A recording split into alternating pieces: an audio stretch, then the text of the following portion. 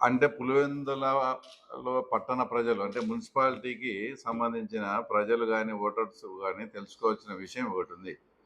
ఈ మధ్య ఒక 2 వారాల కిందటనో 3 వారాల కిందటనో సాక్షాత్తు వైఎస్ఆర్సిపి పార్టీకి చెందిన ఒక మాజీ కౌన్సిలర్, అతని పేరు కోడిగుడ్ల రమణ, తుపాకుల వెంకటరమణ ఏదో అంటారు, అతని పేరుతో ఈ మున్సిపల్ ఎన్నికలో అంటే ఈ వార్డులను అటు ఇటు చేంజ్ చేయడము, 33 నుంచి 40 వార్డులకు చేంజ్ చేయడము, దాంట్లో ఓటర్లను అటు ఇటు చేసి మాకు చాలా ఇబ్బంది.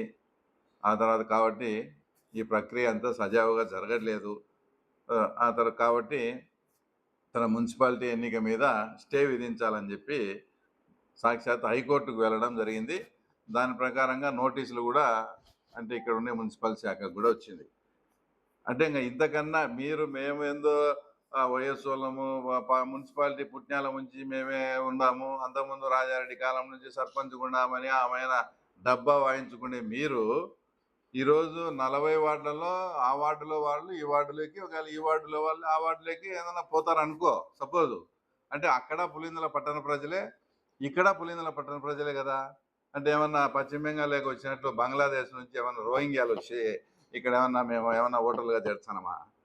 ఈ మాత్రం దానికి భయపడి హైకోర్టుకు పోయి ఆ తర్వాత దాన్ని స్టే అడిగే అవకాశం తీసుకున్నారు.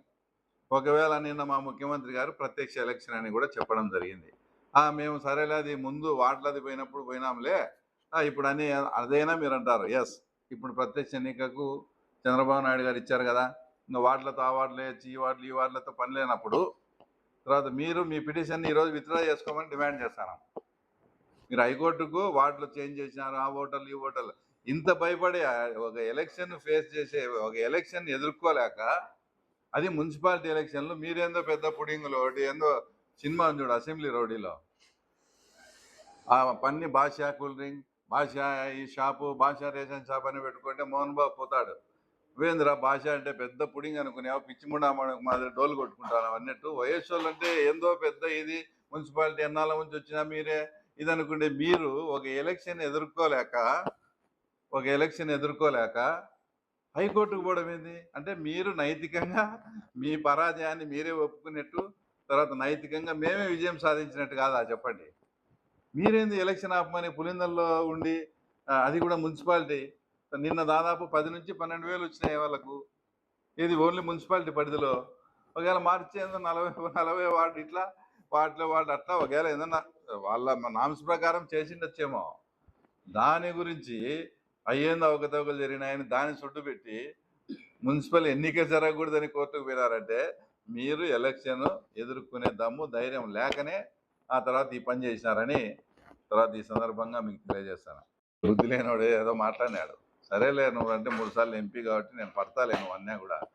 ఆయన ఏం మాట్లాడుతున్నాడు, డిగ్రీకి వెళ్ళే స్టూడెంట్స్ ఇట్లా చేయడం తప్ప అని. ఇప్పుడు మీరు ఒక తప్పు పని చేసినారు, ఇంకా మర్యాదగా తప్పు ఒప్పుకోవడమో లేదంటే సైలెంట్గా ఉంటే మేము దాని గురించి పట్టించుకోవడం లేదు కదా. తర్వాత ఇప్పుడు నలంద స్కూళ్ళు డిగ్రీ విద్యార్థుల, తపస్య దాంట్లో కాలేజ్ వాళ్ళు అది ఇంటర్మీడియట్ వల్ల డిగ్రీ విద్యార్థుల వాళ్ళు.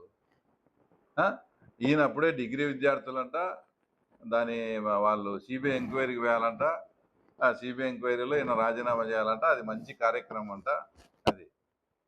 ఆ తర్వాత ఇదే ఊళ్ళో నారాయణ సంస్థ కాలేజ్ వాళ్ళు 10th క్లాస్ పిల్లల వాళ్ళు ఇంటర్మీడియట్ విద్యార్థుల, తర్వాత వాళ్ళందరినీ కూడా ఆ తర్వాత తీసుకుపోయినారు కదా. ఇంకా అంతెందుకు, ఆ తర్వాత మా పట్టణ మా భాష కూతురు, మా రంగాపురం సంజీవ్ కూతురు కూడా స్వచ్ఛందంగా పోయినట్టేనా? ఏందో మాట్లాడితే మళ్ళీ మాకు మతి లేదంటాడు. మరి అది ఏదన్నా ఒక మంచి కార్యక్రమానికో ఫీజు రియంబర్స్మెంట్ గురించి చెప్పినాడు. ఫీజు రియంబర్స్మెంట్ బకాయిలు సరిగా చెల్లించకపోయినప్పుడు నువ్వు ధర్నా చేస్తూ ఉంటే ఆ కార్యక్రమానికి ఒకవేళ పోయినారంటే కొంచెం అర్థమన్నా ఉంటుంది. మీరు చేసింది ఒక తప్పుడు పని లేని ఆపాదించేదానికి ఆ తర్వాత వాళ్ళు డిగ్రీ విద్యార్థులంట, ఇప్పుడు భవిష్యత్తులో వాళ్ళు డిఎస్సి రాస్తారంట, వాళ్ళకి లేదా అని మాట్లాడతాడు. మళ్ళీ నాకు మతి లేదంట, తర్వాత నేను ఆకు రౌడీ, తర్వాత వీధి రౌడీ మాదిరి ప్రవర్తించిన అంట ఆయన మాట్లాడతాడు ఆ రకంగా. ఈ పిల్లలు అనేవాళ్ళు అసలు మీకు ఆయనకు ఒకవేళ 3 సార్లు ఎంపీ అయినచ్చు, బిఎన్ఎస్ చట్టం 317 బార్ 1 బార్ బి అంటే భారతీయ న్యాయ సంహిత చట్ట ప్రకారం తల్లిదండ్రులకు కళాశాల యాజమాన్యానికి సంబంధం లేకుండా వాళ్ళ అనుమతి లేకుండా ఇట్లా పిల్లలను రాజకీయ కార్యకలాపాలకు కానీ మీ సొంత ప్రయోజనాలకు వాడితే అది కిడ్నాప్ కిందికి వచ్చి దానికి 7 ఏళ్ళ జైలు శిక్ష. వీళ్ళకి బెయిల్ కూడా రాదు ఆ సెక్షన్ కనిపెడితే. అంతటి భయంకరమైన తప్పిదాన్ని ప్రతి ఒక్క తల్లిదండ్రులు మాకు అప్రిషియేట్ చేశారు. మీ పిల్లల్ని హైదరాబాద్లో ఉండే పిల్లలను బీఆర్ఎస్ ధర్నా చేసి ఆ ధర్నాకు మీ ఎంపీ గారి పిల్లలు హైదరాబాద్లోంచి తీసుకుపోయినప్పుడు అప్పుడు ఈ బాధ తర్వాత అప్పుడు అర్థమవుతుంది ఆమె, ఇప్పుడు కాదు. ఇంకా మాకు పద్ధతుల గురించి ఆ తర్వాత వాటి గురించి అవన్నీ చెప్తాడు. నీకు పద్ధతి అసలు చాలా మంది మీ తెలుగుదేశం పార్టీ ఆఫీస్ ఓపెన్ చేసినాక మీరు కాఫీ టీ టయానికి ఏ కార్యక్రమం ఉంటే దానికి బ్రేక్ఫాస్ట్ లంచ్ పెడతారు కాబట్టి మిమ్మల్ని చూసి మాకు ఈ మధ్య పెడతారు, ఈ మధ్య ఏదో ధర్నా చేసి నాన్ వెజ్ కూడా పాలేని కళ్యాణ మండపంలో పెడతారు అంటే ఇంకా పద్ధతులు ఇట్లాంటి చాలా నేర్పిస్తాంలే ఆ తర్వాత వాళ్ళకని కూడా ఆయనకు చెప్పడం జరుగుతుంది. అంటే మమ్మల్ని టీ నీళ్ళన్నా వస్తున్నారా మీరు? మేము ఇవన్నీ స్టార్ట్ చేసినాక మమ్మల్ని చూసి నేర్చుకుంటాను. ఆ పద్ధతులు మేము మీకు నేర్పుతాను, అది గుర్తుపెట్టుకోవాలా.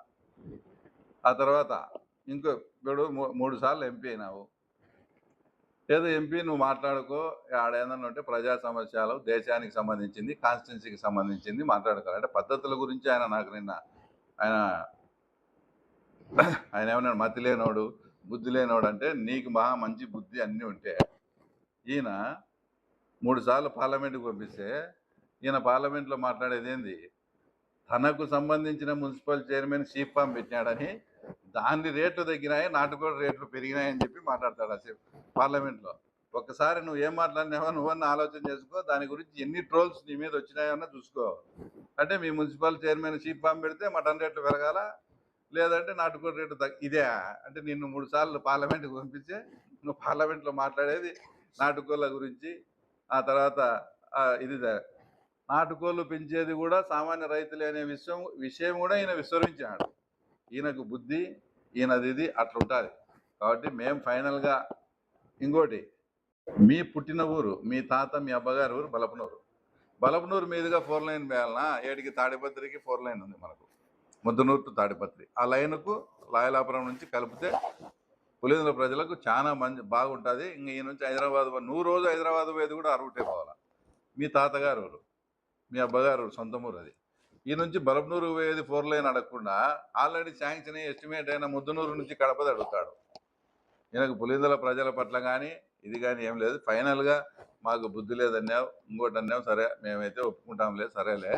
కానీ నువ్వు మంచి బుద్ధి నీకు అన్నీ ఉన్నాయి కాబట్టి ఈ రకంగా తల్లిదండ్రులకు తెలియకుండా వాళ్ళ ఇంతవరకు ఇంకా నేనేమనుకుంటానా, ఎంపీ గారికి తెలియకుండా వాళ్ళ ఆ గ్యాంగ్ చేసినారేమో అనుకుంటానా.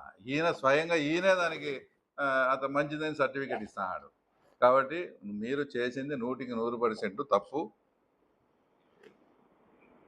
వచ్చి 100కి 100% తప్పు మీరు చేసింది. కాబట్టి ఇంకోటి నిన్న ఆయన ఏం మాట్లాడినాడు, లోకేష్కు వ్యతిరేకంగా చేసి సిబిఐకి వేయాలంట.